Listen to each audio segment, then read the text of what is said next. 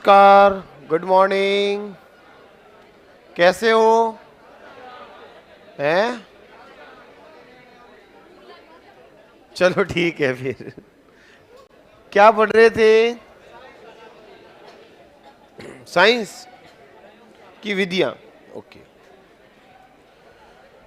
इधर देखो, हम चल रहे थे प्रयोगशाला विधि के अंदर। कौन सी विधि? प्रयोगशाला विधि। इधर उधर नहीं, सीधा इधर। बोर्ड पे आओ तुरंत प्रभाव से। ध्यान रखना मित्रों, बात कर रहे हैं अपन प्रयोगशाला विधि की। इस विधि के अंदर विद्यार्थी जो होता है, बालक, शिक्षार्थी जिसको हम बोलते हैं,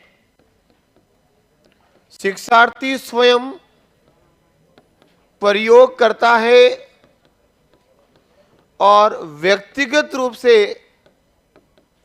परिणामों तक, रिजल्ट तक पहुंचता और सीखता। तो सबसे पहला ध्यान रखना, प्रयोगशाला विधि एक ऐसी विधि है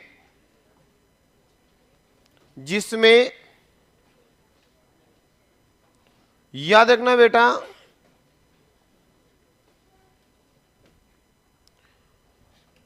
याद रखना बेटा, जिसमें विद्यार्थी क्रियाशील सिद्धांत, यानी कि क्या रहता है बेटा?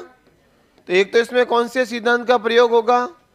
क्रियाशीलता के सिद्धांत का। विद्यार्थी जो पहले सीख के जाता है उसका उपयोग करके फिर नया कंपाउंड, नया प्रयोग करके नए पदार्थ का निर्माण करता है, उत्पादन करता है। इनकी ज्ञात से किधर जाता है बेटा? तो ज्ञात से अज्ञात शिक्षण सूत्र का इसमें प्रयोग होता है। साथ ही साथ विद्यार्थी इसमें निरीक्षण यानी कि अच्छे से ऑब्जर्वेशन करने का भी मित्रों क्या करता है? सिद्धांत का प्रयोग करता है। तो निरीक्षण सूत्र का भी इसमें क्या होगा बेटा? प्रयोग होता है। और एनसीईआरटी कहती है कि इसमें विद्यार्थी हमेशा क्रियाशील रहेगा और व्यक्तिगत रूप से खुद काम करेगा और अपने ज्ञान का उपयोग करेगा, अपने अनुभवों का उपयोग करेगा और फिर सीखेगा। तो याद रखना प्यारे मित्रों, हम बात कर रहे हैं किसकी? प्रयोगशाला विधि की। प्रयोगशाला विधि जिसमें विद्यार्थी स्वयं प्रयोग करके सीखता है। विद्यार्थी स्वयं काम कर रहा है, स्वयं क्या रहता है बेटा? सक्रिय। तो कैसी विधि हो गई? कौन कौन सी सिद्धांत का उपयोग होगा? मुख्य रूप से क्रियाशीलता के सिद्धांत का, ज्ञात से अज्ञात शिक्षण सूत्र का और निरीक्षण सूत्र का प्रयोग होता है। कौन सी विधि में मित्रों? कौन सी विधि? प्रयोगशाला विधि। तो लिखो बेटा, इस विधि में निम्न सूत्रों का प्रयोग होता है। बहुत ही अधिक धीमी गति से पढ़ा रहा हूं सर। Yes sir. लिखो बेटा, इस विधि में निम्न सूत्रों का प्रयोग होता है।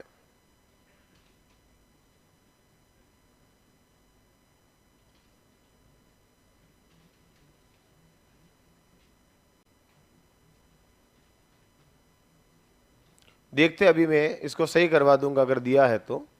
कैसा? इमली में टार्टिक अम्ल, अंगूर में, और ये गलत दे रखा। तो कोई नहीं, सही हो जाएगा। प्रैक्टिस सीट में मिसप्रिंट हो गया होगा। चलो इधर प्यारे मित्रों, कौन सा प्रयोग सूत्र कौन से होंगे? क्रियाशीलता का सिद्धांत, ज्ञात से अज्ञात शिक्षण सूत्र और निरीक्षण सूत्र का प्रयोग होता है। फिर लिखो मित्रों, ध्यान रखना, इस विधि में कोई चरण नहीं होंगे। इसमें शिक्षक किसकी भूमिका में होगा? मार्गदर्शक की। जबकि काम कौन करेंगे? प्रयोग कौन करेंगे? विद्यार्थी। तो एक लाइन अलग से लिख दो ताकि आपके क्लियर हो जाए।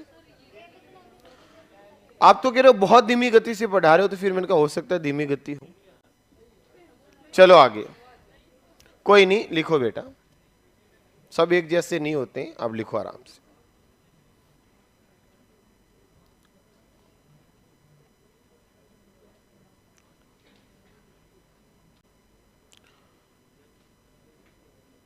लिखो, अब तो लिख दिया होगा। चलो सर,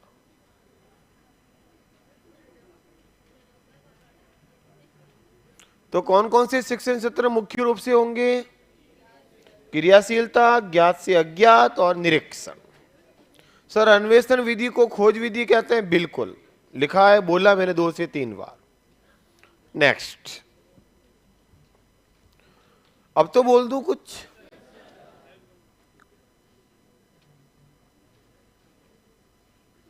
सर हम चाहते हैं जल्दी से जल्दी पढ़ाई हो ताकि हम रिवीजन कर सकें। बिल्कुल बेटा, मैं भी यही चाहता हूं। और लेकिन प्यारे मित्रों, अगर मैंने बहुत ज्यादा स्पीड पढ़ा दी तो समझ में नहीं आया तो पढ़ा हुआ क्या काम का? कम से कम याद भी तो होना चाहिए ना। रिवीजन कब करोगे? जब याद होगा, नहीं तो पढ़ना पड़ेगा, फिर वो रिवीजन नहीं होगा। रिवीजन उसको कहते हैं जो याद और वापस रिकॉल किया जाए। चले कोई बात नहीं, मैं मेरे हिसाब से ही प्रयोग लूंगा, जो सामने विधि कर रहा हूं उसका प्रयोग, और आपको अच्छे से समझने का प्रयास करना है। हालांकि शिक्षण विद्या हिंदी में भी आपने पढ़ी है। अच्छा, हिंदी पढ़नी है, शिक्षण विद्या भी पढ़नी है। अभी क्या पढ़ ली? बाकी है। एसएसटी में भी बाकी है। चलो ठीक है, नहीं पहली शुरुआत मैंने ही की। चलो कोई बात नहीं, कई सारी विद्या अलग अलग सब्जेक्ट में आपको अलग अलग करके पूरी विद्या एक साथ मिल जाएगी। प्यारे विद्यार्थियों, अब वापस मैं 0 से शुरू करता हूं और आपको हीरो तक पहुंचाने का प्रयास करता हूं, ताकि स्कूल जाओ और अच्छे से बच्चों को पढ़ाओ, खाना खाओ और वापस रूम पे घर पे आओ। मित्रों, बात कर रहा था मैं किसकी? प्रयोगशाला विधि की। प्रयोगशाला विधि एक ऐसी विधि है जिसमें विद्यार्थी स्वयं प्रयोग करता है। तो जब विद्यार्थी खुद प्रयोग करेगा तो विद्यार्थी हमेशा कोई ना कोई क्या करेगा बेटा? क्रिया करता रहता है। इसलिए इसमें कौन सा सूत्र का प्रयोग होगा? क्रियाशीलता का सिद्धांत। बताओ, विद्यार्थी क्रियाएं करेगा, खुद काम करेगा और खुद परिणाम निकालेगा, तो लगातार क्रियाएं करता रहता है। इसलिए कहा कि इसमें क्रियाशीलता के सिद्धांत का प्रयोग होता है। दूसरा मित्रों, पहले बच्चे को प्रयोग के बारे में, उपकरणों के बारे में शिक्षक बताता। याद करो, प्रयोग करने से पहले प्रयोग प्रदर्शन किया जाता है, तो थोड़ा बहुत बच्चा ज्ञान पूरा ले लेता है कि इसमें क्या क्या होने वाला है। यानी कि उसको क्या होता है बेटा? थोड़ा नॉलेज ज्ञात होता है। उपकरणों का प्रयोग कैसे करना है ज्ञात होता है। क्या क्या कंपाउंड मिलाना ये ज्ञात होता है। और मिलाने की बाद जब वो प्रयोग करेगा, क्रिया करेगा, तो उसको एक नया कंपाउंड मिलेगा। जैसे केमिस्ट्री में मिल गया, तो ज्ञात से किधर गया? अज्ञात की ओर। अगर उसको पहले से नॉलेज नहीं है तो प्रयोग नहीं कर सकता। उसको उपकरणों का नॉलेज पता होना चाहिए, उसको प्रयोग करने की विधि आनी चाहिए, उसको प्रयोग करने का तरीका आना चाहिए, जो शिक्षक सिखा चुका होता है। कब? प्रयोग करने से पहले प्रयोग करके दिखाया। याद करो, जिसको हमने नाम दिया था प्रयोग प्रदर्शन व्याख्या प्रदर्शन विधि। तो वहां शिक्षक ने इसको क्या दिया बेटा? नॉलेज। अब ज्ञात से विद्यार्थी स्वयं व्यक्तिगत रूप से किधर जाएगा? अज्ञात की ओर। आया समझ में? फिर जब भी वो मित्रों प्रयोग करेगा तो उपकरणों का उपयोग करेगा, तो अच्छे से उनका क्या करेगा? ऑब्जर्वेशन। क्या करेगा बेटा? निरीक्षण, परख करेगा, जांच करेगा और फिर क्रियाएं करेगा। तो इसके अंदर विद्यार्थी लगातार सक्रिय होता है। इसलिए बेटा कौन सा सिद्धांत हो गया? क्रियाशीलता का सिद्धांत। विद्यार्थी ज्ञान का उपयोग करके नया ज्ञान, नया रिजल्ट निकालता है, इसलिए हो गया ज्ञात से अज्ञात। और विद्यार्थी अच्छे से समझ करके, देख करके, परख करके, ऑब्जर्वेशन करके रिजल्ट निकालता है, यानी कि निरीक्षण सूत्र का प्रयोग भी करता है। ये मैंने 3 चीजें लिखी। आई समझ में तीनों? बेटा इस विधि में कोई चरण नहीं होते हैं। चरण पहले शिक्षक ने प्रयोग करने से पहले किए। शिक्षक ने विद्यार्थियों को अच्छे से प्रयोग करना सिखाया, समझाया। अब व्यक्तिगत रूप से एक एक को मौका देगा कि जो मैंने बताया वो प्रयोग करके सीखो। तो इसमें सीधा शिक्षण सूत्र होंगे और सीधा विद्यार्थी जाके प्रयोग करेगा। तो एक लाइन लिखो, इस विधि में शिक्षक की भूमिका मार्गदर्शक की होती है। शिक्षक की भूमिका मार्गदर्शक की होती है तथा विद्यार्थी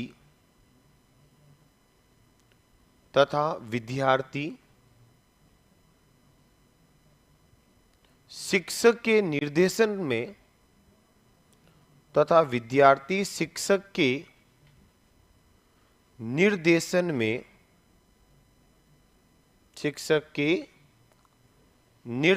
में स्वयं प्रयोग करके सीखता है।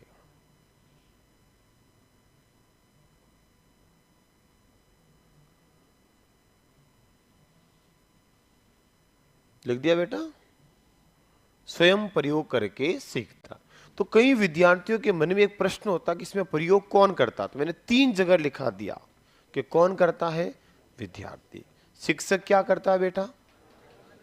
एक जना कह रहा है कि सर शायद इसमें ज्ञात से अज्ञात सूत्र गलत है। पहले तो आपको खुद कोई कॉन्फिडेंस नहीं है, शायद।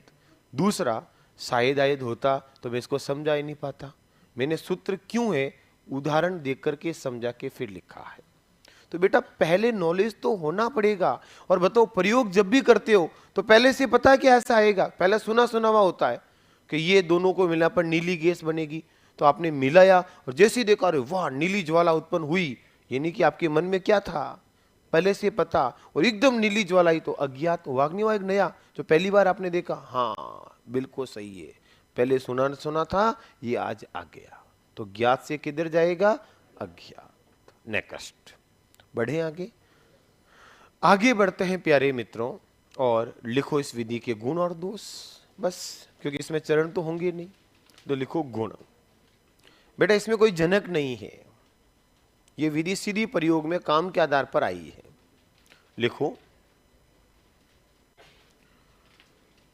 लिखा बेटा? नेक्स्ट लिखो गुण। अब बताओ, गुण में हम सीधी सीधी बातें लिखते हैं। बताओ प्यारे मित्रों, इस विधि में काम कौन करेगा? बालक करेगा। करेगा कि नहीं करेगा? तो लिखो बेटा, छात्र केंद्रित विधि। छात्र केंद्रित, छात्र केंद्रित विधि।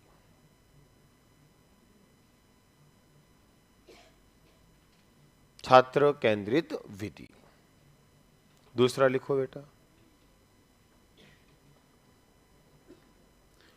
विद्यार्थी स्वयं करके सीखता है। विद्यार्थी स्वयं करके सीखता है।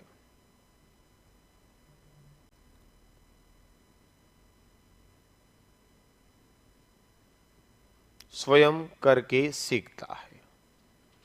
दूसरा लिखो बेटा, स्वाध्याय प्रवृत्ति का विकास। स्वाध्याय प्रवृत्ति का विकास।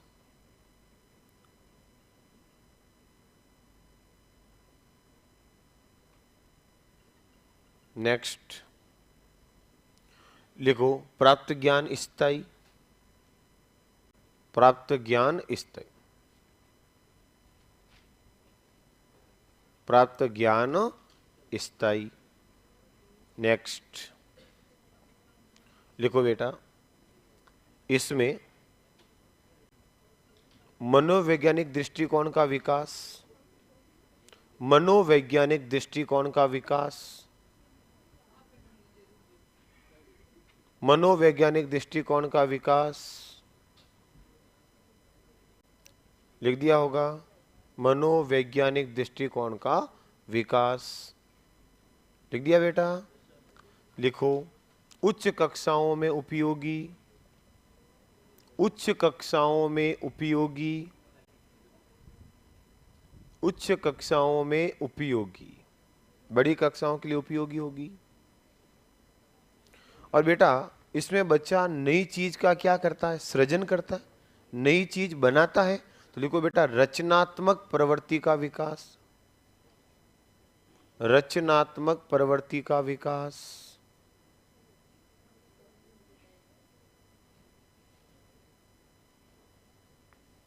सर इसमें स्वाध्याय प्रवृत्ति का विकास कैसे होगा? बताओ बेटा, बच्चा काम कौन कर रहा है, परिणाम कौन निकाल रहा है, तो कॉन्फिडेंस नहीं आएगा। काम करने का तरीका खुद का होगा, तो बेटा काम करने के, अच्छा इसको किया तो मैं इसको भी कर सकता हूं, एक को जोड़कर दूसरा काम किया जा सकता है। नेक्स्ट लिखो बेटा, आगे लिखा इसमें। और लिखो मित्रों, प्राप्त ज्ञान स्थायी। लिख दिया? लिख दिया क्या? क्रियाशीलता पहले ही लिख दिया हमने सबसे पहले। एक लिखो बेटा, छात्रों में आत्मविश्वास व आत्मनिर्भरता का विकास। आत्मविश्वास व आत्मनिर्भरता का विकास।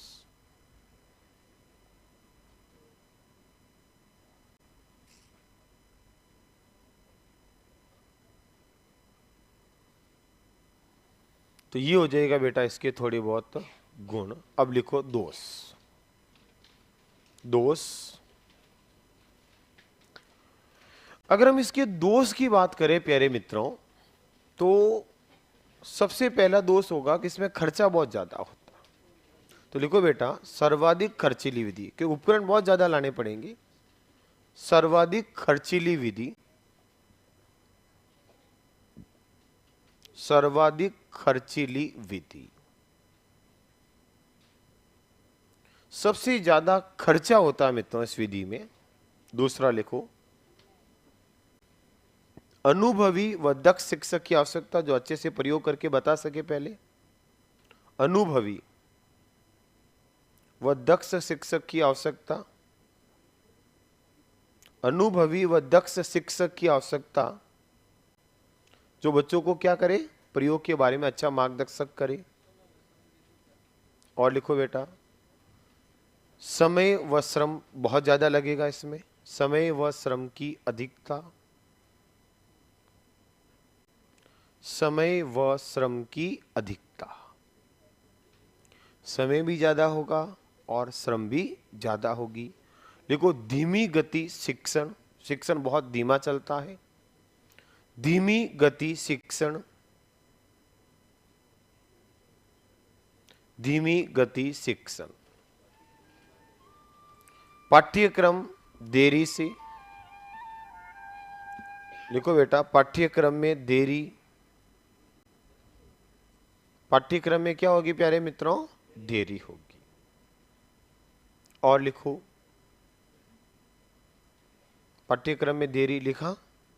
लिखो बेटा कभी कभी क्या होता है, जैसे केमिस्ट्री के अंदर आप प्रयोग कर रहे हो तो बहुत सारे आप केमिकल होते हैं, तो अनचाही घटनाएं हो जाती है, जिनको अपन क्या कहेंगे, दुर्घटनाओं की संभावना। लिखो दुर्घटनाओं की संभावना रहती है।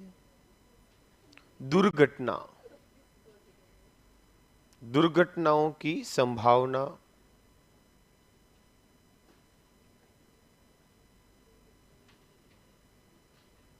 नेक्स्ट लिखा बेटा है। हाँ, छोटी कक्षाओं में कम उपयोगी। लिखो भाई इसको भी राजी। नैनी कक्षाओं में नहीं, छोटी कक्षाओं में अनुपयोगी, कम उपयोगी। लिख दिया बेटा, छोटी कक्षाओं में क्या होगी, ये अनुपयोगी। और आप याद करो प्रत्येक विषय वस्तु को इस विषय से नहीं पढ़ा सकते। लिखो प्रत्येक विषय वस्तु को प्रयोग द्वारा नहीं पढ़ाया जा सकता। प्रत्येक विषय वस्तु को प्रयोग द्वारा पढ़ाना संभव नहीं।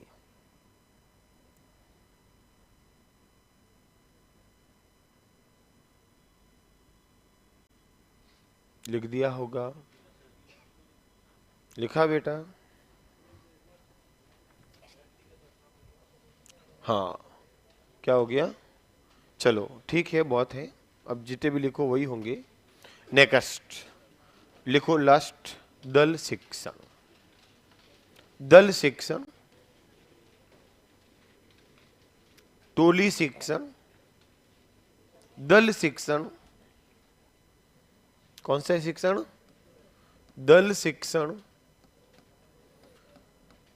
या इसको क्या बोलते हैं बेटा, टोली शिक्षण। अब याद रखना आपके दूसरे सब्जेक्ट में दल शिक्षण दूसरी तरह से होता है। अगर हो गया तो कहीं अलग हो सकता है। हमारा दल शिक्षण अलग होता है विज्ञान में। कैसे, मैं अभी आपको बताता हूं।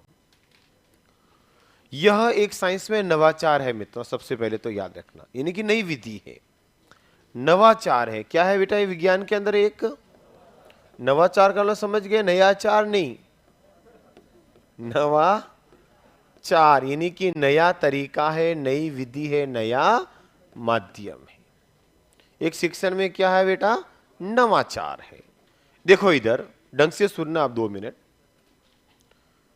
बेटा, इसको कई बार आपको कहीं जगह सहकारिता शिक्षण भी लिखा हुआ मिल सकता है, क्योंकि इसमें एक से ज्यादा शिक्षक मिलकर के काम करते हैं, तो आपस में कोऑर्डिनेशन से करते हैं, इसलिए सहकारिता समन्वय भी इसको अपन कहते हैं।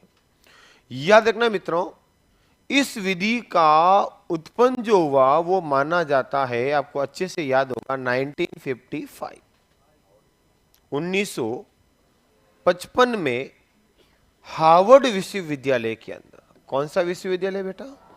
हार्वर्ड विश्वविद्यालय में वैज्ञानिक का नाम आपने सुना होगा, जो शिष्य यहां स्टूडेंट थे, मिशिगन, और साथ में था बेटा हार्वे। इनके द्वारा इस विधि का सबसे पहले प्रयोग किया गया। वापस सुनो, फिलहाल मैंने फैक्ट की और बात की है। किसकी बात कर रहे हैं अपन? दल शिक्षण, या किसकी बात कर रहे हैं? टोली शिक्षण। विज्ञान में एक ऐसा है बेटा, नवाचार है, नई विधि है, जो 1955 में हार्वर्ड विश्वविद्यालय में मिशिगन और हार्वे द्वारा सबसे पहले प्रयोग में लाई गई। याद रखना बेटा, इस विधि के अंदर 2 या 2 से अधिक शिक्षक मिलकर अपनी व्यक्तिगत योग्यताओं का उपयोग करके एक ही कक्षा में शिक्षण कराते हैं। वापस सुनना, मेरे शब्दों पे जोर रखना। 2 या 2 से अधिक, कम से कम 2 और ज्यादा कितने भी हो, 2 या 2 से अधिक शिक्षक मिलकर अपनी व्यक्तिगत योग्यताओं का उपयोग करके एक ही कक्षा में एक साथ शिक्षण कराते हैं, तो इसको कहा जाता है दल शिक्षण साइंस के अंदर। इसमें जैसे बेटा, अगर आपको विज्ञान पढ़ा रहे हैं तो एक शिक्षक ऐसा है जिसके डायग्राम बहुत जबरदस्त है, बहुत शानदार वो चित्र बनाता है, तो वह कक्षा में आकर के अच्छे से डायग्राम बनाएगा, अच्छे से चित्र बनाएगा। और दूसरा शिक्षक जो बोलने में बहुत अच्छा वक्ता है, क्या है बेटा? वक्ता, भाषण करता, जिसको बोलने में बहुत दक्ष है और उसको व्याख्या करने में बहुत तगड़ी निपुणता है, तो वो फिर उस चित्र को व्याख्या करके आपके सामने समझाएगा। तो दोनों की व्यक्तिगत योग्यता अलग अलग है, और उन दोनों की व्यक्तिगत योग्यताओं का एक ही क्लास के अंदर एक साथ उपयोग किया जाए ताकि विद्यार्थियों को इसका लाभ मिले, तो इस विधि को कहा जाता है दल शिक्षण। आया समझ में दल शिक्षण क्या होगा, विज्ञान में कैसे उपयोग होगी, यह भी क्लियर हो गया? लिखा दूं? या एक शिक्षक ऐसा है जो प्रैक्टिकल बहुत निपुण है लेकिन बोलना नहीं आता, एक शिक्षक व्याख्या करके बता सकता है, तो ज्यादा से ज्यादा शिक्षक मिलकर के जब एक टॉपिक को पढ़ाएं, बताएं और उनकी सबकी व्यक्तिगत योग्यताओं का प्रयोग करें, तो इस विधि को नाम दे दिया दल शिक्षण। लिखो, लिखो बेटा, देखो इस विधि में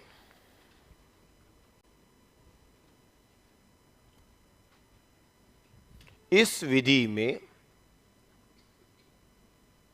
2 या 2 से अधिक शिक्षक,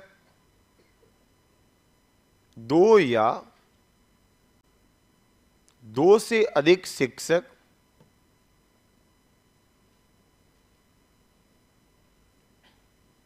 आपस में मिलकर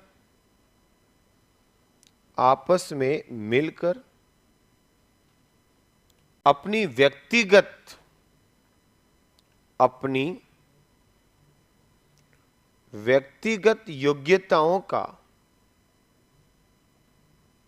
व्यक्तिगत योग्यताओं का प्रयोग प्रयोग करके एक ही कक्षा में शिक्षण कार्य करते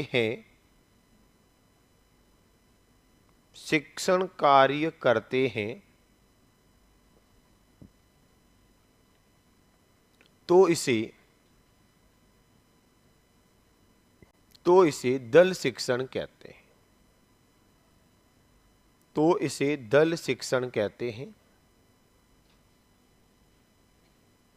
लिख दिया? ये लाइन लिखा दी है, लिखनी है? लिखनी है ना? लिखो, इसका सर्वप्रथम प्रयोग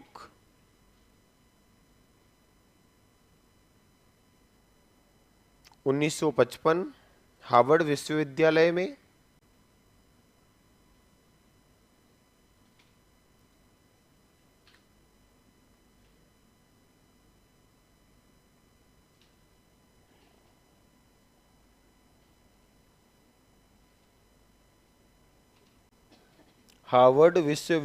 में मिशिगन व हार्वे द्वारा किया गया। सर्वप्रथम प्रयोग 1955 में हार्वर्ड विश्वविद्यालय में मिशिगन व हार्वे द्वारा किया गया। तो प्रयोग किसने किया बेटा? सबसे पहले मिशिगन और हार्वे। फैक्ट भी आ गया साथ ही। अब बेटा इनको जनक नहीं कहा, पहले प्रयोगकर्ता मानना है, क्योंकि नया है जो एक साथ शिक्षकों ने साथ साथ उपयोग किया तो अरे वाह, इससे तो और बढ़िया शिक्षण हो सकता है, तो एक विधि के रूप में उदय हो गया। लिखो, इसमें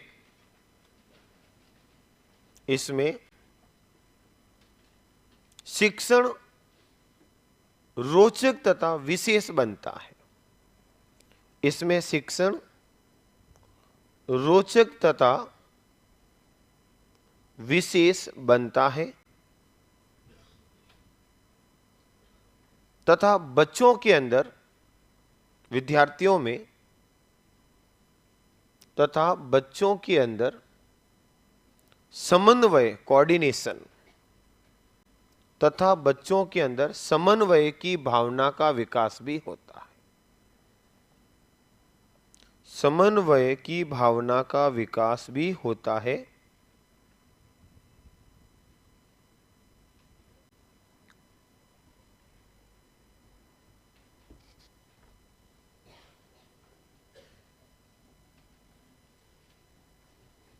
लिख दिया होगा। नेक्स्ट, तो बेटा इस विधि में गुण की बात करें तो क्या होगा? बच्चों में सहयोग बढ़ेगा, समन्वय बढ़ेगा, विशेष रचना, विशेष शिक्षण होने से बच्चों के अंदर रुचि बढ़ेगी, शिक्षण सरल और प्रभावी हो जाएगा। जो मैंने सीधी लिखा देना इसके अंदर देख लो।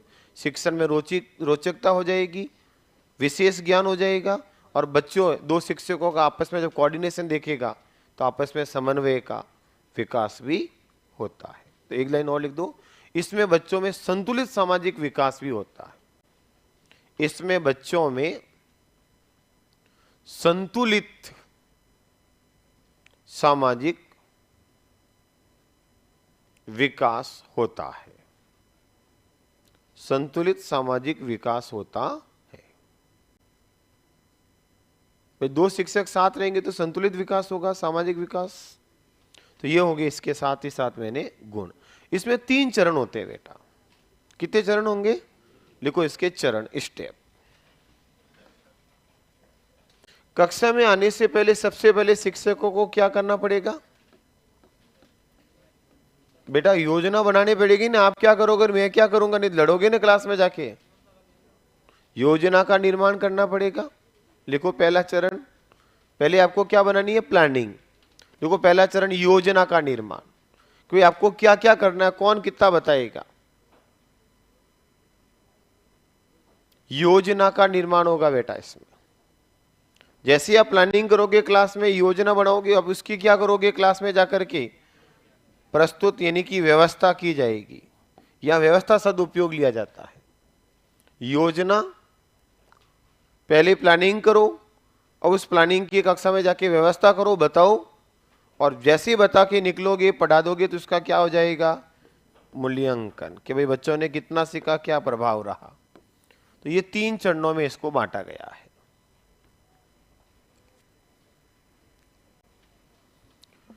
तीन चरणों के अंदर बांटा गया है। लिख दिया होगा। ये कह रहा है सर प्रश्न कई विधियों में गुण समान है, तो सही उत्तर का चयन कैसे करें?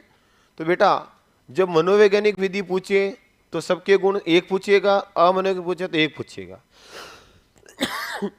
एक से ज्यादा मनोवैज्ञानिक विधियों को साथ नहीं दिया जाएगा, क्योंकि सबके गुण सेम ही होते हैं। नेक्स्ट, और अगर आपको एक विधि आ गई तो कोई दिक्कत नहीं होगी। सर ये मनोवैज्ञानिक है या अमनोवैज्ञानिक? तो विधि बेटा वर्तमान में इसको विधि मानते ही नहीं है, इसको एक उपागम मानते हैं। दल शिक्षण को विधि माना ही नहीं जाता है, तो क्या माना जाता है?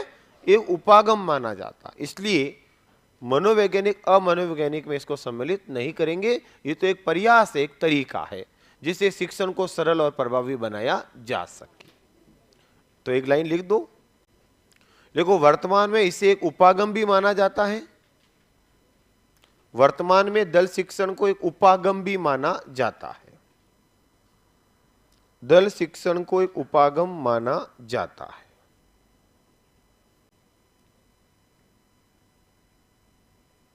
उपागम माना जाता है।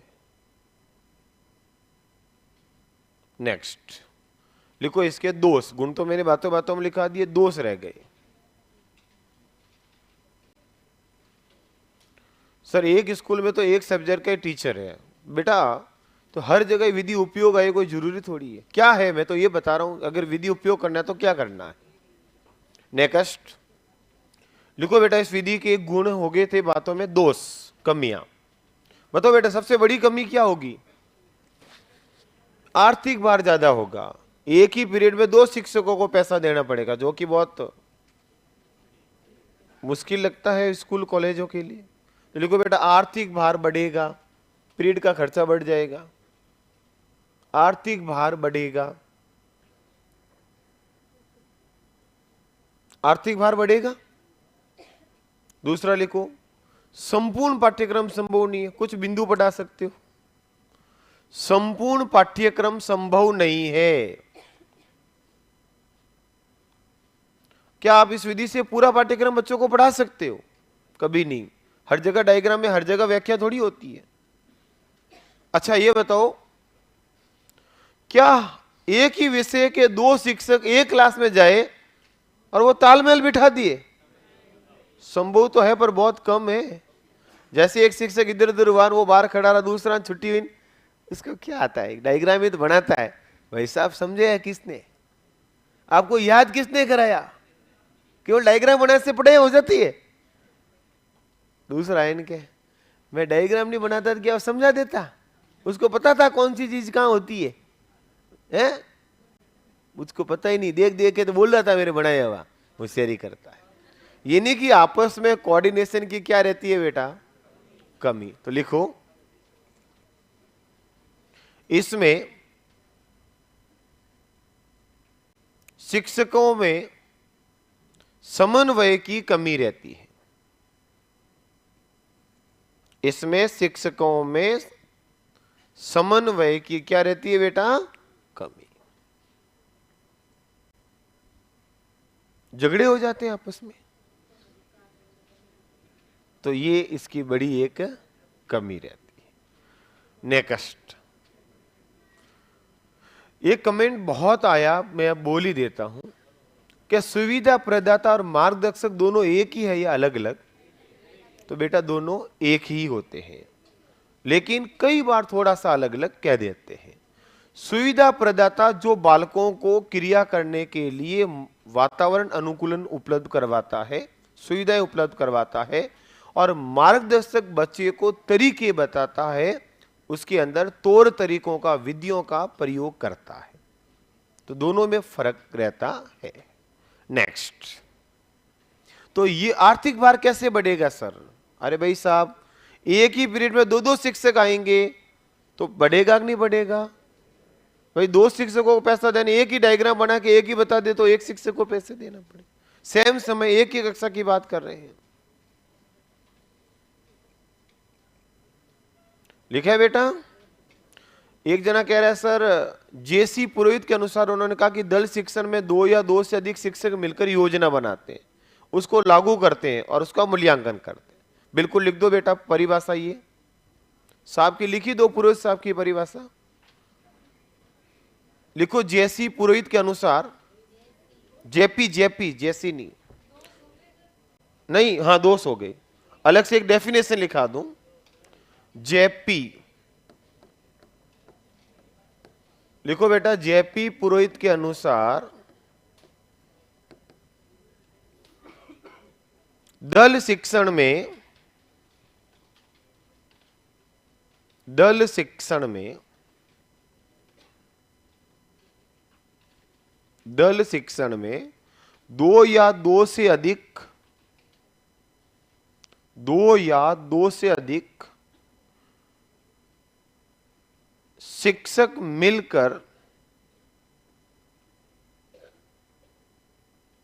दो या दो से अधिक शिक्षक मिलकर योजना बनाते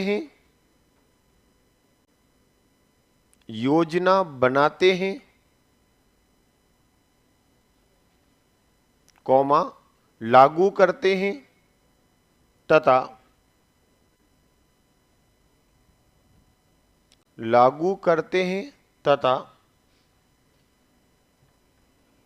मूल्यांकन करते हुए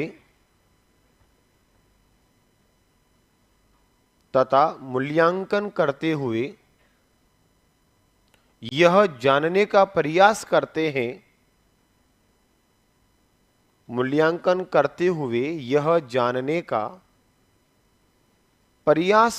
हैं, कि शिक्षण कितना प्रभावी रहा।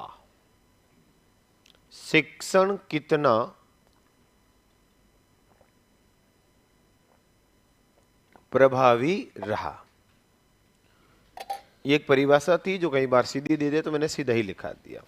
नेक्स्ट, तो ये बेटा एक थोड़ा सा परिचय था किसका, दल शिक्षण का। चलो नहीं है मैम, ऑथेंटिक डाटा नहीं है। नेक्स्ट,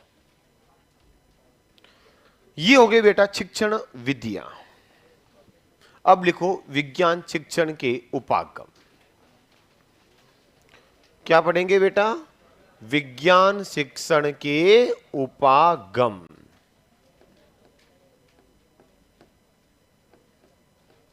विज्ञान शिक्षण के उपागम, अप्रोच इन साइंस टीचिंग।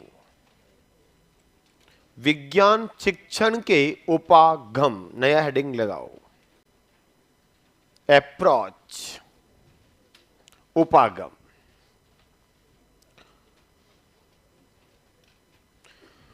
उपागम की बात करते हैं।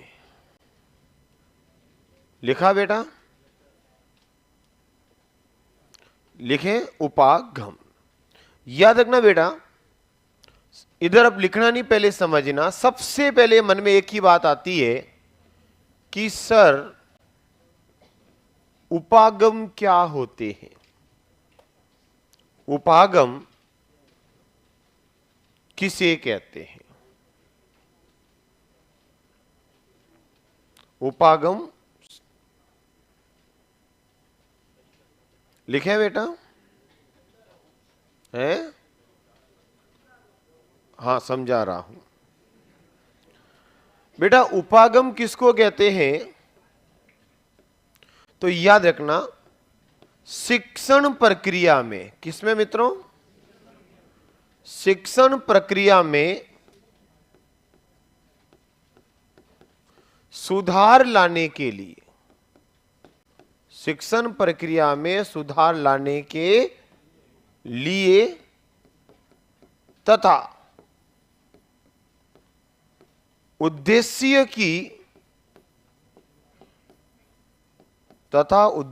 की पूर्ति के लिए जो प्रक्रिया अपनाई जाती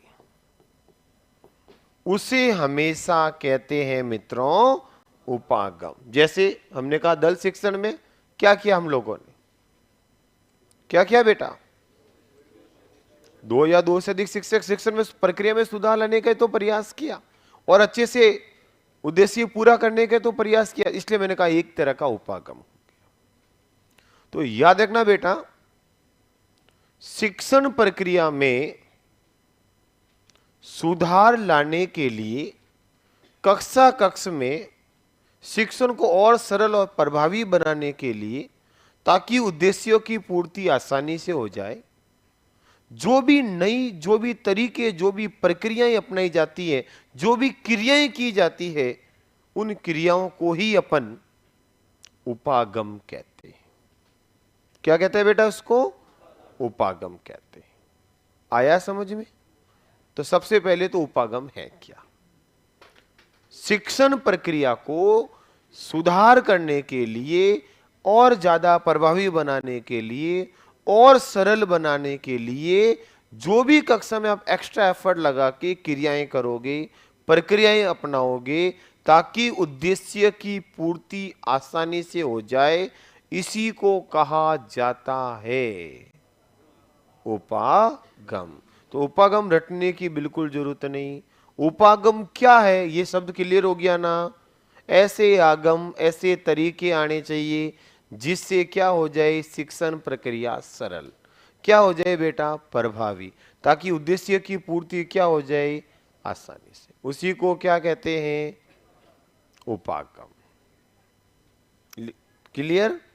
प्यारे विद्यार्थियों, जो उपागम होते हैं वह वर्तमान में विज्ञान के अंदर 3 स्तर में बांटे गए हैं। यानी कि प्यारे मित्रों,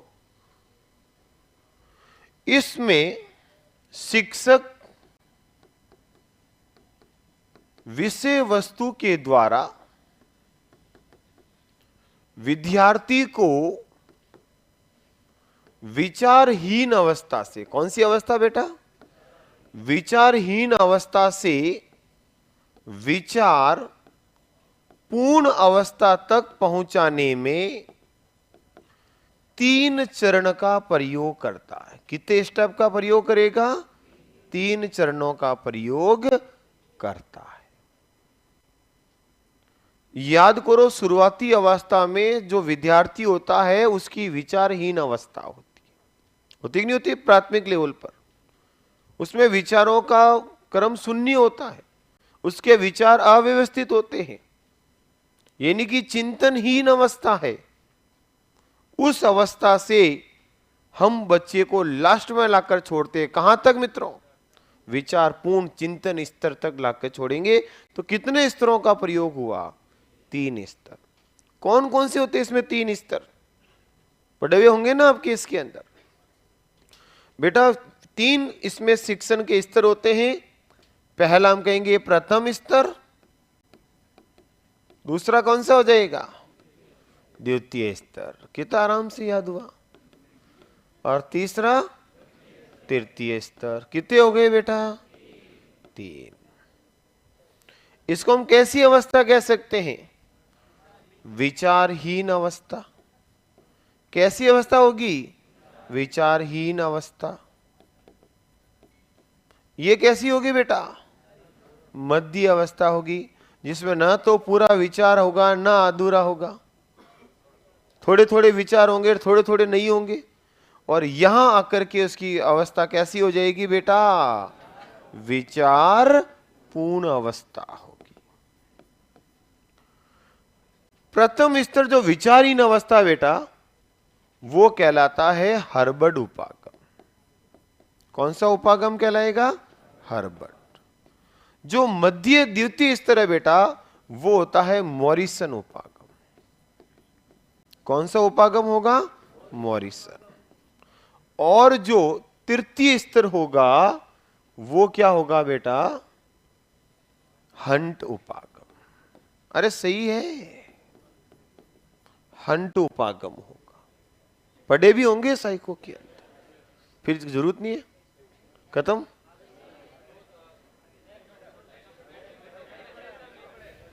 चलो इधर मजाक कर रहा हूं रे। प्यारे मित्रों, इसको कहा जाता है बोध स्तर, इसको कहा जाता है, बताओ फिर, तिपट हो गया बेटा बेटा।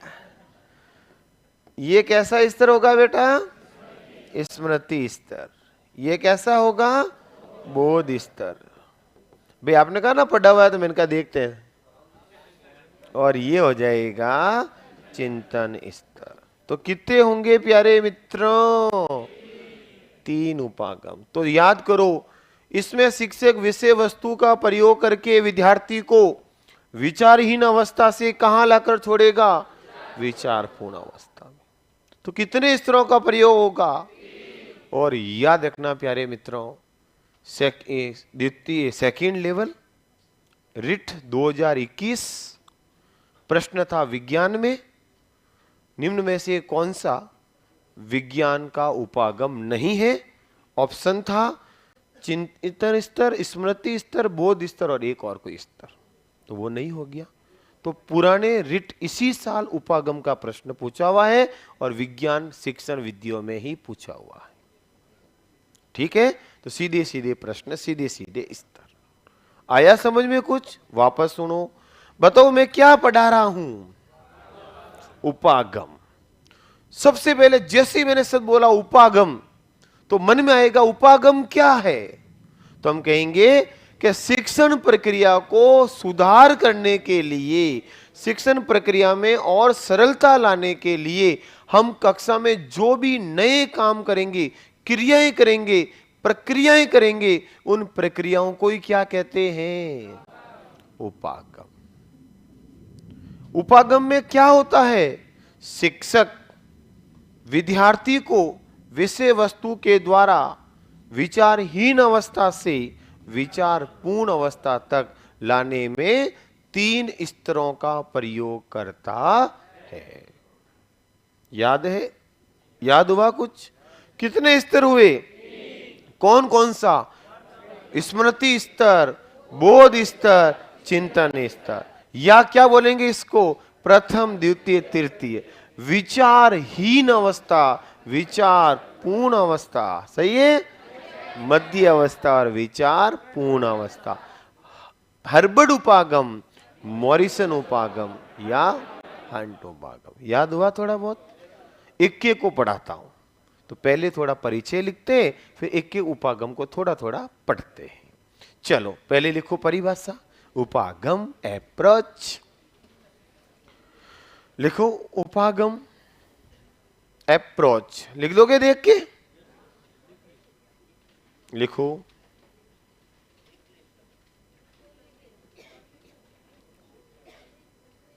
सर सभी विषय में उपागम भी एक जैसे होते हैं? बिल्कुल, शिक्षण विधियों से मिलते जुलते होंगे।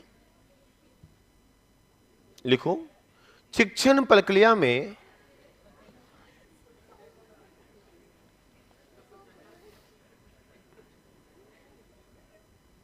लिखो, शिक्षण प्रक्रिया में सुधार लाने के लिए तथा उद्देश्य पूर्ति के लिए जो प्रक्रिया अपनाई जाती है उसे उपागम कहते हैं। बेटा सबसे सरल चीज है उपागम, शिक्षण विधियों से भी सरल है ये, क्योंकि ये आपको समझ में आ जाएंगे। बिल्कुल भी वापस आपको एक बार सिर्फ रिवीजन करना है।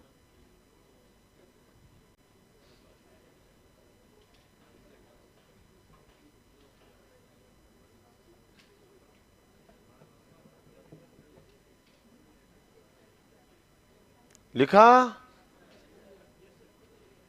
चले,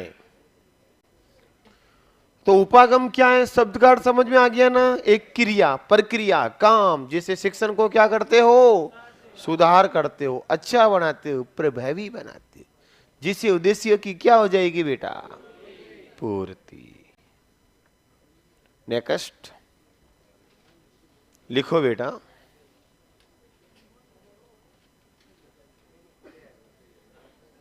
हाँ बोलो, लिखो। शिक्षक शिक्षक उपागम द्वारा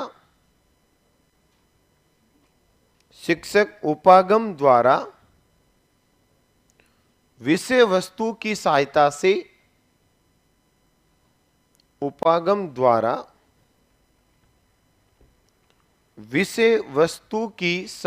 से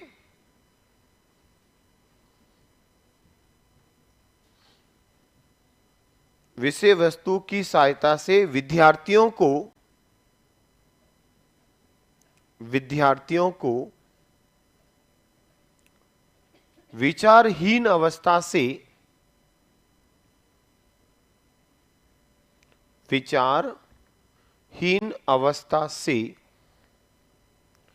विचारपूर्ण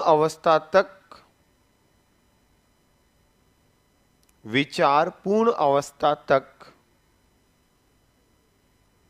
पहुंचाने में 3 स्तर का प्रयोग करते हैं। 3 स्तर का प्रयोग करते हैं। 3 स्तर का प्रयोग करते हैं। कितने स्तर का प्रयोग करेंगे बेटा? 3। लिख दो, तीनों आपके सामने हैं।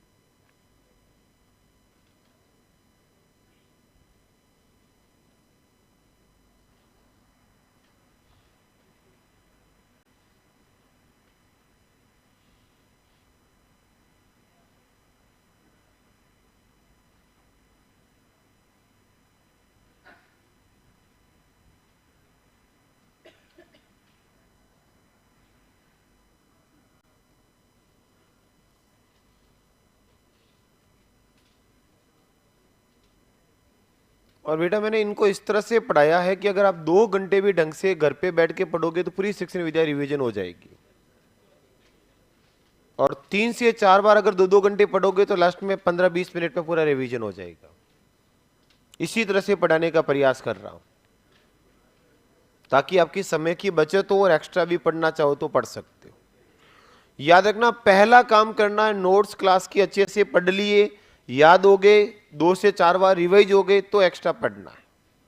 जितना पढ़ोगे पढ़ाई कभी नुकसानदायक नहीं होती, याद रखना। जितना पढ़ सकते हो अपनी ओर से मेहनत में कोई कमी नहीं रहनी चाहिए। नेक्स्ट, बाकी सब फालतू की बातें होगी, ये पढ़ना वो पढ़ना ऐसे करना, कितना पढ़ सकते हो इतना पढ़ो। नेक्स्ट, बढ़े आगे। तीनों स्तर लिख दिए, सबने लिख दिए।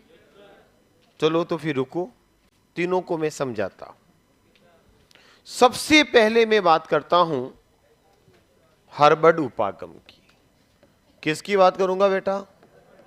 हर्बर्ट उपागम। प्यारे विद्यार्थियों, हर्बर्ट उपागम जो है ये आपके शिक्षण में कौन सा स्तर है बेटा? प्रथम स्तर है, जिसको अपन विचारहीन अवस्था भी कहते हैं। कौन सी अवस्था कहते हैं? विचारहीन। प्यारे विद्यार्थियों, इस स्तर में शिक्षक विद्यार्थियों को तथ्यों का, किसका बेटा? तथ्यों का ज्ञान प्रस्तुत करता है। बच्चों को क्या देगा? छोटे छोटे तथ्य प्रस्तुत करते हैं। सुनना ढंग से ताकि दोबारा वापस पढ़ना नहीं पड़े। हर्बर्ट उपागम बच्चे की प्रथम अवस्था है, प्राथमिक लेवल में, प्राथमिक में भी प्रथम अवस्था, जिसमें शिक्षक विद्यार्थियों को छोटे छोटे तथ्यों का प्रस्तुतिकरण करता है और विद्यार्थी जो होते हैं वो इन तथ्यों का स्मरण करते हैं और स्मरण करके पुनः प्रस्तुत करते हैं।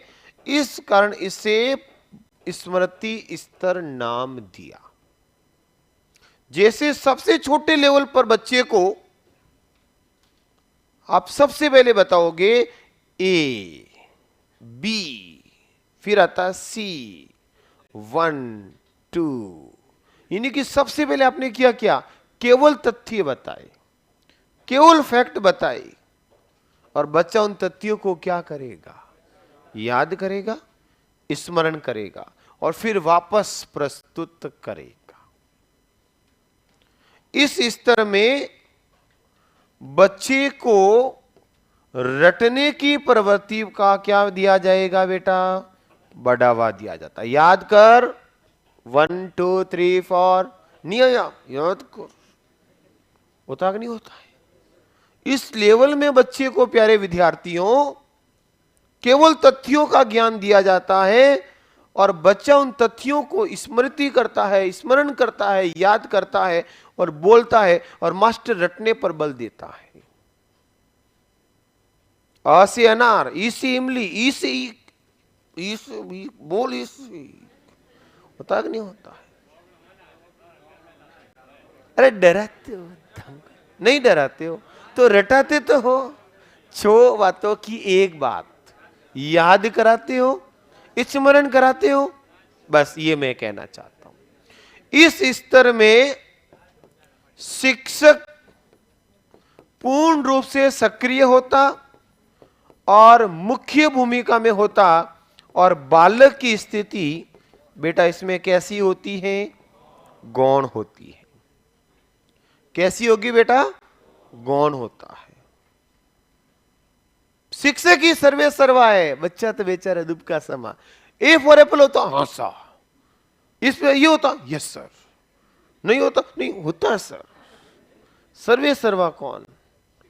शिक्षक। इस स्तर में जब बच्चों का जो मूल्यांकन होता है उसमें बेटा छोटे प्रश्न, बहुत छोटे, यानी कि वस्तुनिष्ठ प्रश्नों पर क्या दिया जाता है? बल दिया जाता है। ये उपागम कहता है हर्बर्ट उपागम। आया समझ में? तो बताओ कौन सा उपागम पढ़ रहे हैं अपन? हर्बर्ट उपागम। कैसा है?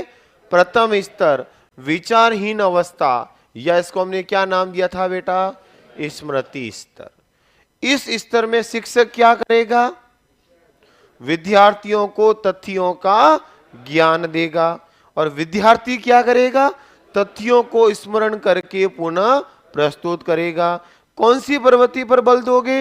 रटने की प्रवृत्ति पर। इसमें सर्वे सर्वा कौन होगा? शिक्षक। विद्यार्थी क्या होंगे? गौण। और इसमें मूल्यांकन प्रणाली में किस पर जोर दिया जाएगा? वस्तुनिष्ठ प्रश्नों पर, छोटे छोटे प्रश्नों पर, यस या नो, हां या नहीं पर जोर दिया जाता है। देंगे कि नहीं देंगे?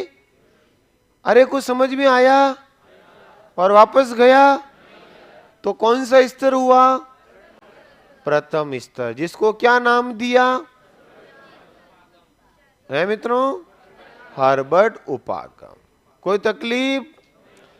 बढ़ू आगे? समझ में आया? तो अगला सुनो मेरे भाया। दूसरा कौन सा उपागम है? मॉरिसन उपागम। कौन सा उपागम? मॉरिसन। याद रखना, सर आप उच्चारण अशुद्ध क्यों करते हो? अच्छा, तो बेटा शुद्धिकरण का पूरा ध्यान रखूंगा, पर कई बार मेरी वो क्या ना आदमी की आदतें नहीं जाती। याद करो ड्राई डैन, पहले मनुष्य आदतों का निर्माण करता है, फिर आदतें मनुष्य का निर्माण करती है। नेक्स्ट, दूसरा कौन सा मित्रों? मॉरिसन उपागम। कौन सी अवस्था हुई? अरे कौन सी अवस्था हुई? द्वितीय अवस्था। कैसी अवस्था? द्वितीय अवस्था। याद हुई क्या? कौन सा? द्वितीय अवस्था मध्य स्तर और बोध स्तर। अरे कोई फर्क नहीं पड़ेगा, ले आप राजी रहला, स्तर कह दो, अवस्था कह दो, स्टेज कह दो, वही जो होगा, इससे कोई फर्क पड़ने वाला नहीं है रे, टेंशन ना ले। सेकंड यही होगा, दुनिया को की ताकत इसको थर्ड नहीं कर सकती। चलो इधर उधर नहीं, सिर्फ इधर। बेटा मॉरिसन उपागम जो होता है, इसमें शिक्षक बालक को तथ्य, नियम, सिद्धांत आदि को समझने, उनका प्रयोग करने तथा उनकी व्याख्या करने की क्षमता का विकास करता है। यानी कि वहां केवल हमने क्या किया था? केवल याद कराया था। अब यहां आते आते प्यारे मित्रों, बच्चे को केवल तथ्य नहीं बताएंगे, साथ में नियम सिद्धांत भी बताएंगे, उनका समझाएंगे। याद करो, पहली दूसरी क्लास के बाद तीसरी चौथी पांचवी में आएगा तो मध्य स्तर यहां 5वीं से 8वीं तक बच्चे को समझने, उसको जिंदगी में प्रयोग करने और बेटा उसकी व्याख्या करने की क्षमता का भी क्या किया जाता है? विकास। यानी कि इसमें कौन से उपागम में? मध्य में प्यारे विद्यार्थियों, शिक्षक और शिक्षार्थी दोनों ही सक्रिय रूप से भाग लेते हैं, यानी कि सक्रिय भूमिका में होते हैं। इसमें विद्यार्थी न तो पूर्ण रूप से स्मृति स्तर में होगा, न पूर्ण रूप से चिंतन स्तर में होगा। ये दोनों की कैसी अवस्था होगी? मध्य अवस्था होगी। इस अवस्था में छोटे प्रश्न, जिसको हम क्या बोलते हैं बेटा? वस्तुनिष्ठ। फिर थोड़े बड़े प्रश्न आएंगे, जिसको क्या बोलते हो? लघुरात्मक। और कुछ प्रश्नों का निबंध, अरे लघुरात्मक का ही भाग है वो। छोटे प्रश्न बिल्कुल खाली जगह, एक दो शब्द हाँ या ना, वस्तुनिष्ठ। छोटे थोड़े एक एक लाइनों वाले, थोड़े बड़े प्रश्न आए, ठीक है बेटा। लघुरात्मक, रुकना जरा, रुको जरा, सब्र करो। और बेटा कहीं जगह बच्चे को थोड़ी व्याख्या कर भी करवाई जाती है, यानी कि निबंधात्मक। तीनों प्रकार के प्रश्नों का उपयोग करते, यानी कि बच्चे को बिल्कुल हाँ ना भी बताते हैं, कुछ छोटे छोटे प्रश्नों का उत्तर भी देने का प्रयास करते हैं, और कुछ याद करो 5वीं 6वीं में दिवाली की छुट्टी आ रही, दिवाली पे लेख लिख के लाओगे। होली आ रही, होली पे लेख लिख के लाओगे। कल सभी विद्यार्थी गाय का एक निबंध लिख करके लाएंगे, भैंस का निबंध लिख के लाएंगे। यानी कि छोटे छोटे प्रश्नों के साथ साथ प्यारे मित्रों, बड़े प्रश्नों की ओर भी बच्चे को पहुंचाने का प्रयास किया जाता है। इसीलिए इसको कहा कि ना तो छोटी अवस्था है, न पूर्ण रूप से निबंधात्मक है, इसमें बीच की अवस्था है, जिसमें बच्चे को छोटी अवस्था का ज्ञान और आने वाली अवस्था का ज्ञान भी करवाया जाता है। इसलिए इसको कौन सी अवस्था नाम दिया? मध्य अवस्था। तो कितने स्तर पढ़े बेटा? तो समझ में आया? पहला स्तर कौन सा मेरे भाया? पहला कौन सा? हर्बर्ट। कौन सा स्तर है? स्मृति स्तर या विचारहीन अवस्था। इसमें शिक्षक क्या करेगा? तथ्यों का ज्ञान। विद्यार्थी क्या करेंगे? स्मरण करके पुनः प्रस्तुत करेंगे, रटने की प्रवृत्ति को बढ़ावा देंगे, और शिक्षक सक्रिय और विद्यार्थी गौण। और इसमें मूल्यांकन प्रणाली में वस्तुनिष्ठ प्रश्नों पर बल दिया जाएगा। फिर कौन सी विधि? दूसरा स्तर कौन सा? द्वितीय मध्य स्तर या बोध स्तर। इसमें बालक को किसका ज्ञान दोगे? तथ्य, नियम और सिद्धांत। इस प्रकार से शिक्षक ज्ञान देगा कि वो इनको समझ सके, इनका प्रयोग कर सके और व्याख्या करने की प्रवृत्ति का विकास हो सके। यानी कि इसमें समझने की प्रवृत्ति पर जोर दिया, इसलिए कहा बोध स्तर। समझ रहा है बच्चा, खुद चिंतन कर रहा है, हल्का सा तर्क कर रहा है, मतलब समझने का प्रयास कर रहा है। फिर तो तभी तो व्याख्या कर पाएगा, तभी तो प्रयोग कर पाएगा, तभी तो बेटा उसके बारे में समझ पाएगा। मध्यम स्तर। और इसमें दोनों ही सक्रिय होंगे, क्योंकि विद्यार्थी भी समझ रहा है, केवल रट नहीं रहा है, व्याख्या कर रहा है, बता भी रहा है, और शिक्षक भी बार बार उसका सहयोग कर रहा है। तो दोनों इसमें सक्रिय होते हैं। और इसमें बच्चे को छोटे प्रश्न में देंगे, बीच के प्रश्न में देंगे, और बड़े बड़े निबंध भी देंगे। यानी कि तीनों प्रणाली का विकास करने का प्रयास किया जाता है। तो पहले दोनों लिखा दूं ताकि खींचड़ी नहीं बने टुकड़ों में। लिखो पहला स्तर, लिखो बेटा हर्बर्ट उपागम। मैं आराम से बोलूंगा,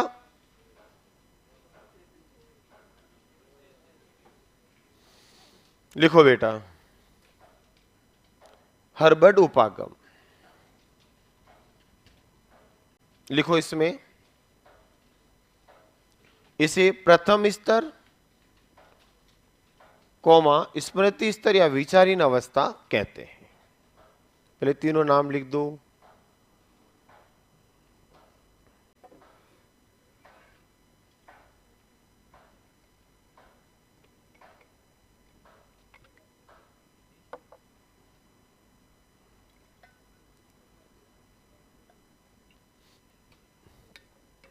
प्रथम स्तर, स्मृति स्तर, और कौन सी होगी बेटा? विचारहीन अवस्था कहते हैं। लिख दिया? चलो आराम से बोलूंगा, जल्दबाजी नहीं करूंगा, गलत मत लिखना प्लीज। लिखो, समझ में आ चुका, पूरा याद भी हो चुका है, और एक बार घर जाके अच्छे से 10 मिनट देखना है। लिखो लिखो इसमें शिक्षक द्वारा, इसमें शिक्षक द्वारा विद्यार्थियों को, इसमें शिक्षक द्वारा विद्यार्थियों को तथ्यों का ज्ञान,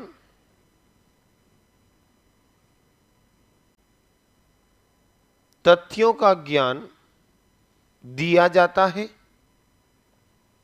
तथ्यों का ज्ञान दिया जाता है,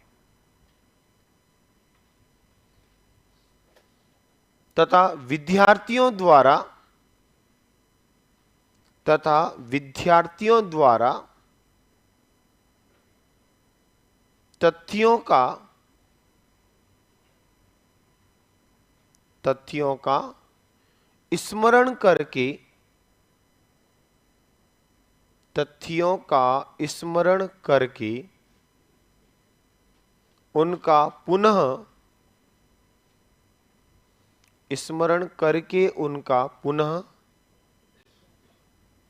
प्रस्तुतिकरण किया जाता है, पुनः प्रस्तुत किया जाता है।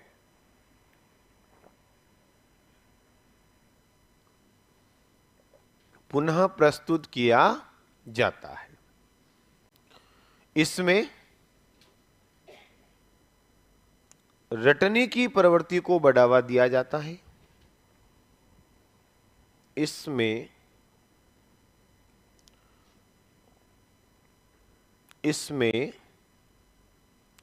रटने की प्रवृत्ति को बढ़ावा दिया जाता है। किसको बढ़ावा देंगे प्यारे मित्रों? रटने की प्रवृत्ति को। नेक्स्ट, इसमें शिक्षक सक्रिय व मुख्य भूमिका में होता है। इसमें शिक्षक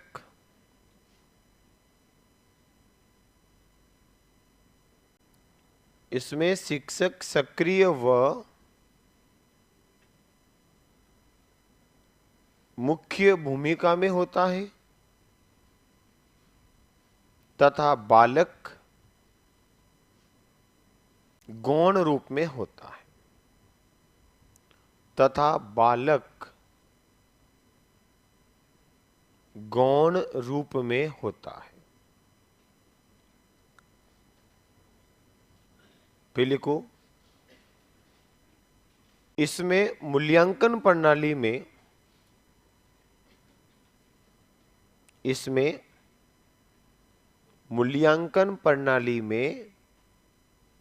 वस्तुनिष्ठ प्रश्नों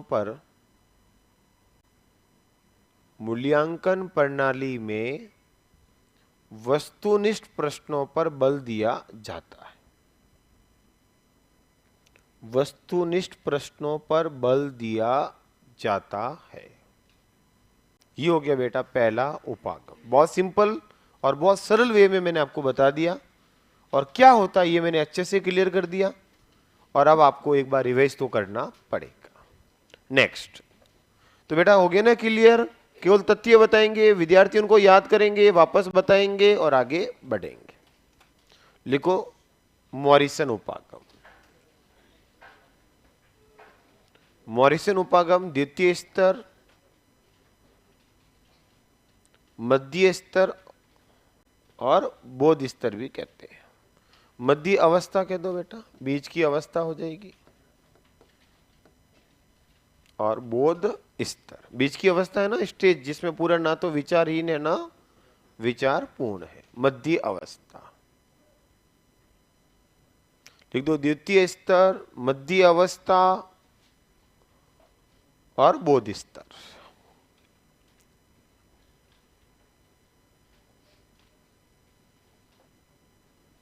लिखो, इसमें शिक्षक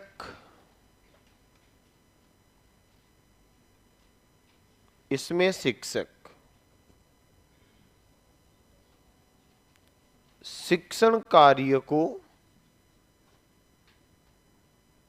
इसमें शिक्षक शिक्षण कार्य को इस प्रकार से, शिक्षण कार्य को इस प्रकार से प्रस्तुत करता है, इस प्रकार से प्रस्तुत करता है ताकि विद्यार्थी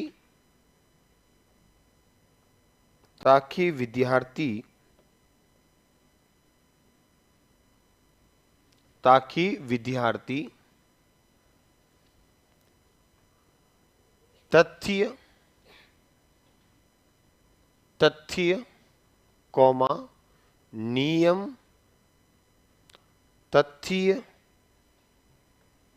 कॉमा नियम व सिद्धांत को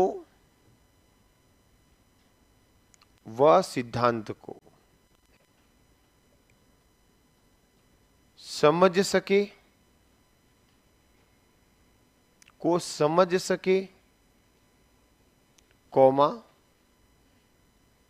सके, कॉमा प्रयोग कर सके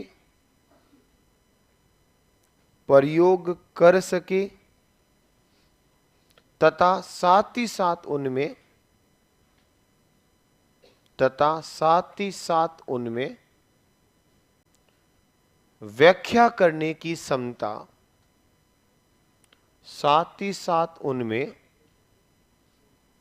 व्याख्या करने की क्षमता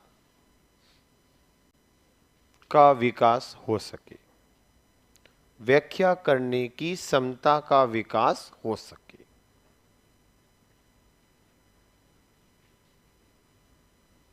ये बेटा इस तरह से शिक्षण कार्य प्रस्तुत करने का प्रयास इसमें होता है। फिर लिखो, इसमें शिक्षक व शिक्षार्थी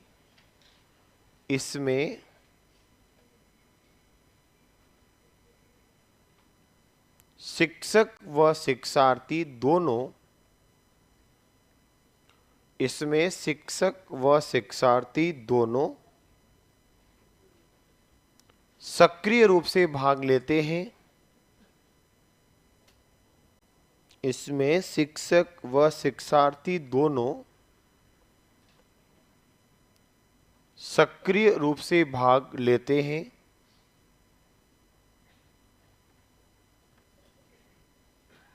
नेक्स्ट लिखो, इसमें मूल्यांकन के अंतर्गत, इसमें मूल्यांकन के अंतर्गत वस्तुनिष्ठ, मूल्यांकन के अंतर्गत वस्तुनिष्ठ कौमा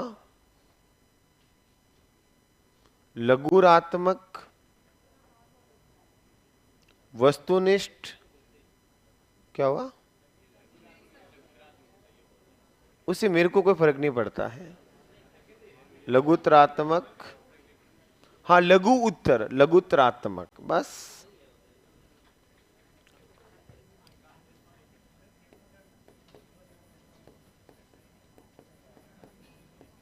ये लो, बस, तथा निबंधात्मक, अरे बेटा कोई फर्क नहीं पड़ता, मेरे को शब्दों से मतलब है, तथा निबंधात्मक तीनों प्रकार के प्रश्नों को, तीनों प्रकार के प्रश्नों को सम्मिलित किया जाता है, सम्मिलित किया जाता है।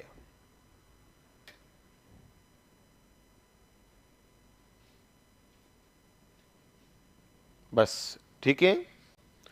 तीसरा, तीसरा लिखो बेटा, कौन सा होगा, हंट उपागम,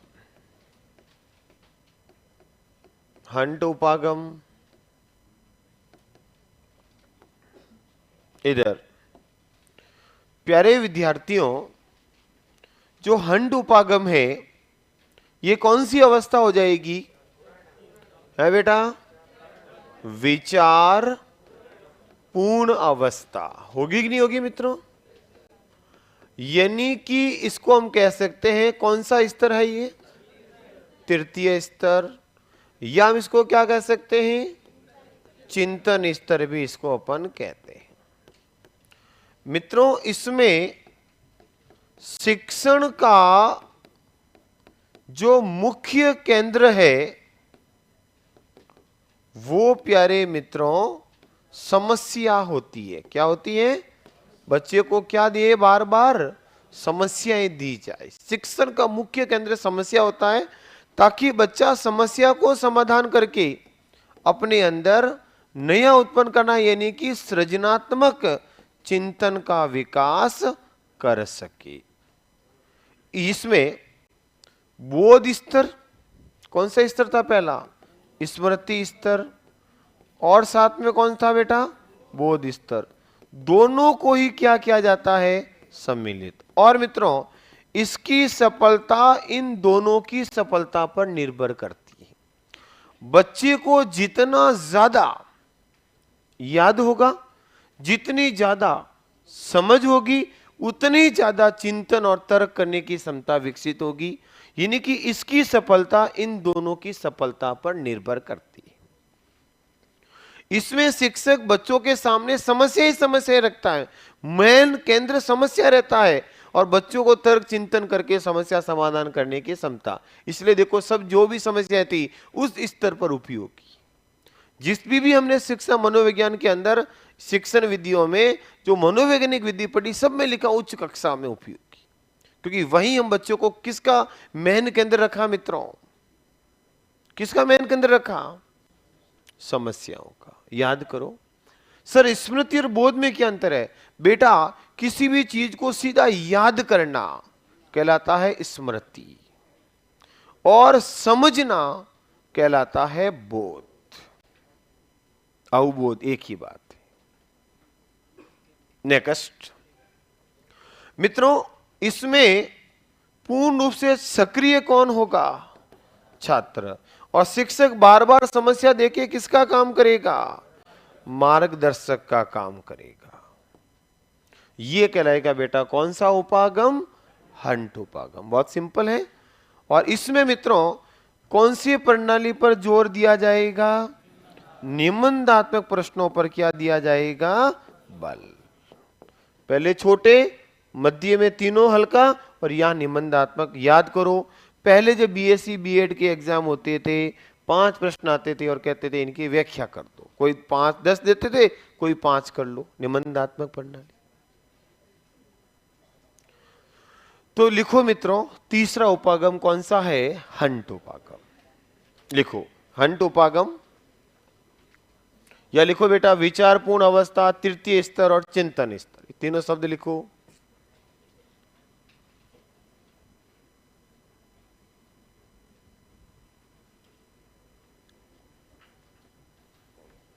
लिख दिया होगा। लिखो बेटा, मैं बोलूं जैसे लिखना, मन से मत लिखना, ताकि मैं 2 लाइन एक्स्ट्रा हो तो भी चलेगी। लिखो, लिखो यह स्तर, लिखो यह स्तर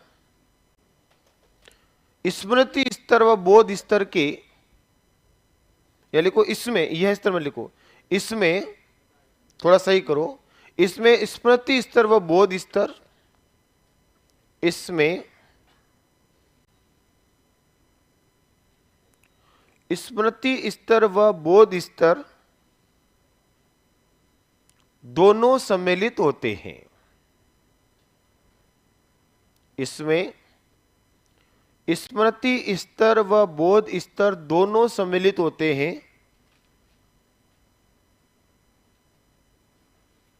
तथा इन दोनों की सफलता पर ही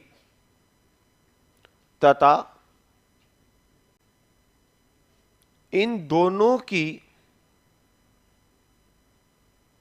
सफलता पर ही इसकी सफलता निर्भर करती है। इन दोनों की सफलता पर ही इसकी सफलता निर्भर करती है। इसमें शिक्षण का मुख्य केंद्र, इसमें शिक्षण का मुख्य केंद्र समस्या होती है। शिक्षण का मुख्य केंद्र समस्या होती है जिससे बालक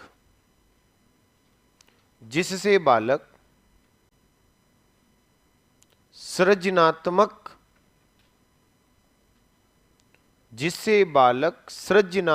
चिंतन शक्ति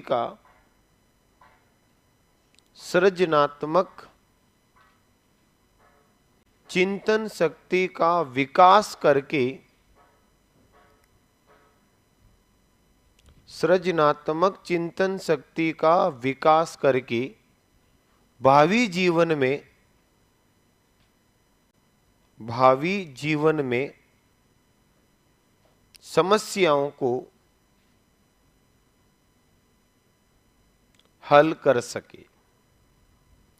भावी जीवन में समस्याओं को हल कर सके।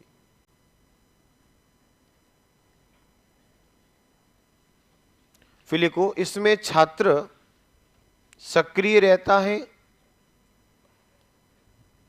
इसमें छात्र सक्रिय रहता है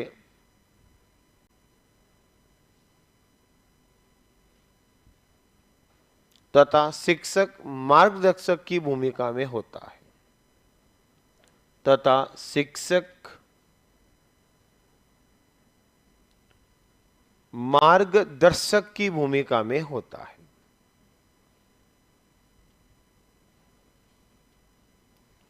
इसमें मूल्यांकन प्रणाली के अंतर्गत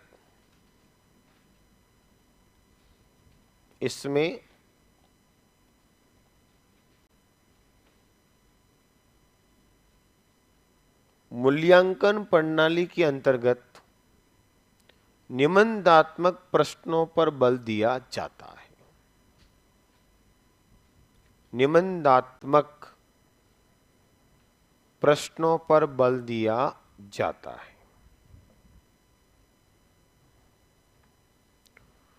तो बेटा कितने स्तर हुए? चिंतन स्तर। चिंतन में क्या होगा? तर्क भी कह सकते हो, तर्क स्तर, तर्क करने की क्षमता, चिंतन करने की क्षमता विकसित हो। ध्यान रखना बेटा, पहला स्तर कौन सा हुआ? हंट उपागम। दूसरा मॉरिसन। तीसरा हंट। तो फिर सबने कह दिया हाँ। मतलब शिक्षक क्या बोल रहा है कोई लेना देना नहीं, सिर्फ और सिर्फ क्या करना है? हाँ। लिखो अन्य उपागम, हेडिंग लगाओ इन तीन के अलावा। क्यों? आप कौन हो मुझे कहने वाले? लिखो अन्य उपागम,